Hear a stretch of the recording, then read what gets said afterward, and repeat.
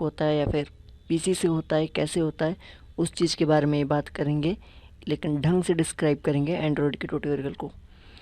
तो सबसे पहले बात करते हैं वाईफाई के टाइप्स के बारे में।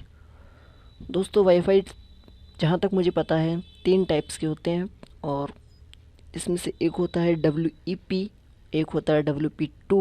दोस्तों वाईफाई टाइप्स नहीं, वाईफाई की सिक्योरिटी के टाइप्स होते हैं।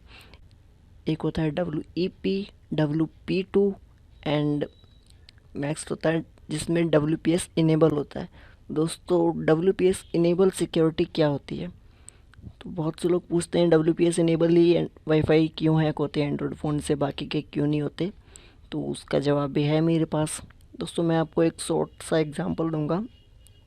सपोज़ दैट एक वेबसाइट है जिसको किसी वेब डेवलपर ने डिज़ाइन किया है या फिर डेवलप किया है, और उसको बनाते टाइम कुछ कमी उस वेबसाइट में रह जाती है, जिससे कि जब कोई हैकर आता है और वो उस कमी को फाइंड कर लेता है कि हाँ भाई इस वेबसाइट में ये कमी है, और वो उस कमी को फाइंड करके और फिर उस कमी से हैकिंग करने की कोशिश करता है।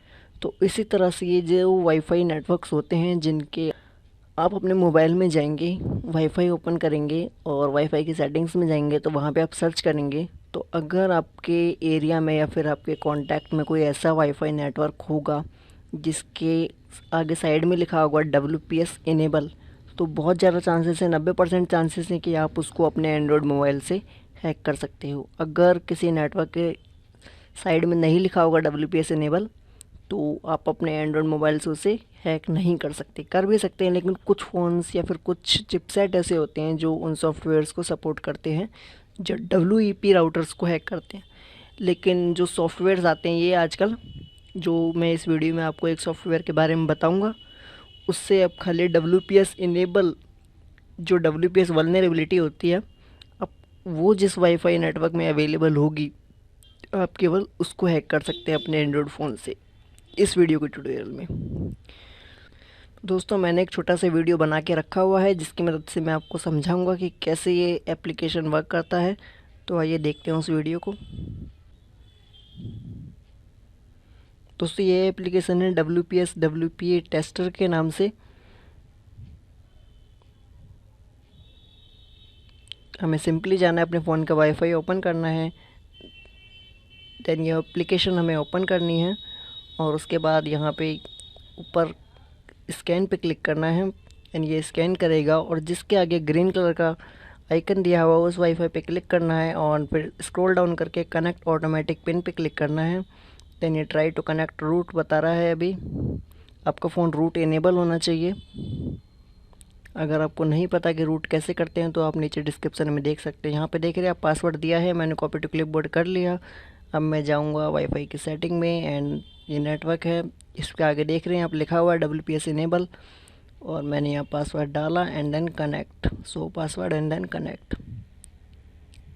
आप देखेंगे ये कनेक्ट हो चुका है। तो दोस्तों इस तरह से आप अपने एंड्रॉयड मोबाइल से किसी वाईफाई को हैक कर सकते हैं। लेकिन आपके फ़ोन में 3 चीज़ें ज़रूरी इंस्टॉल होनी चाहिए, या फिर 3 जो चीज़ें ऐसी हैं जो आपके फ़ोन में होनी चाहिए। सबसे पहली चीज़ है आपका फ़ोन रूटेड होना चाहिए, क्योंकि ये एप्लीकेशंस हैं जो बिना रूट के वर्क नहीं करते। अगर आप नॉन रूटेड फ़ोन में अगर इन एप्लीकेशंस को ट्राई करेंगे तो आप अपने फ़ोन से वाईफाई हैक नहीं कर सकते।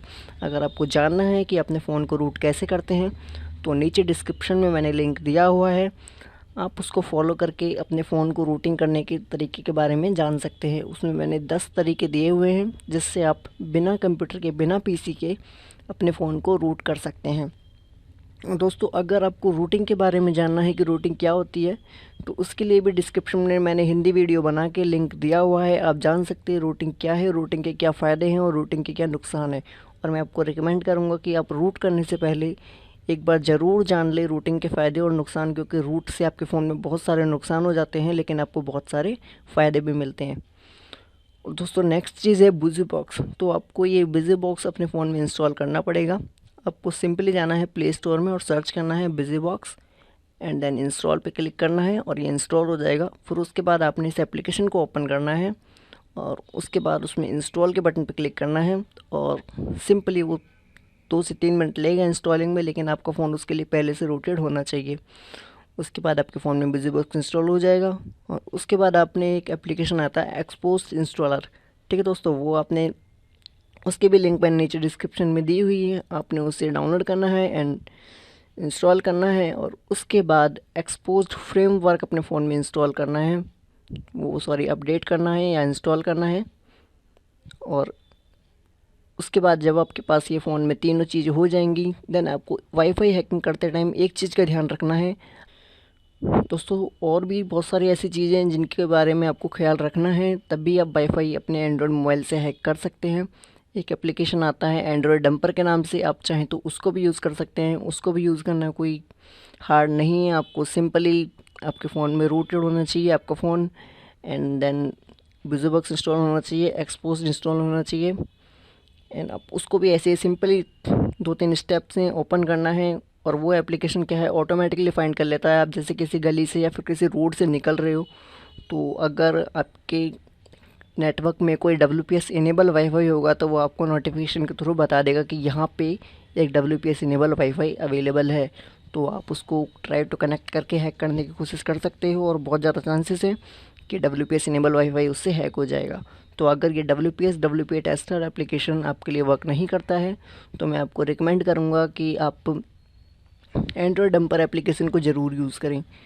और दोस्तों नेक्स्ट चीज़, बहुत से यूज़र्स की शिकायत होती है कि हमने ये दोनों एप्लीकेशंस जो हैं यूज़ करके देख लिए, फिर भी हमारे फ़ोन में या फिर हम अपने एंड्रॉयड फ़ोन से वाईफाई हैक नहीं कर पा रहे हैं। तो दोस्तों उसके बहुत सारे रीज़न हो सकते हैं। सपोज़ दैट आपके घर में कोई वाईफाई नेटवर्क आ रहा है जिसका WPS अवेलेबल भी है, लेकिन उसका एक टावर आ रहा है यानी सिग्नल पुअर है, तो आप उसको बहुत मुश्किल चांसेस है कि आप उसको हैक कर सके हो, क्योंकि वाईफाई पुअर सिग्नल्स में हैक नहीं होते।